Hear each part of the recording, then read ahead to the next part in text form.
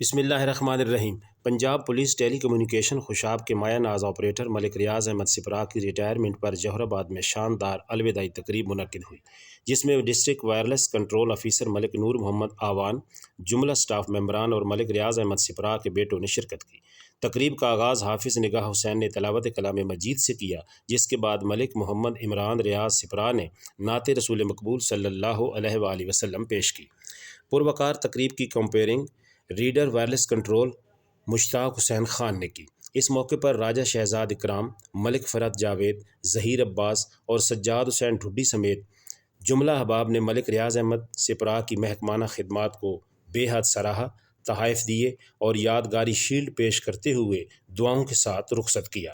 صاحب تقریب ملک ریاض احمد سپرا نے محبتوں بھری اس تقریب میں تمام دوستوں کی بھرپور شرکت اور عزت افزائی پر ان کا شکریہ ادا کیا۔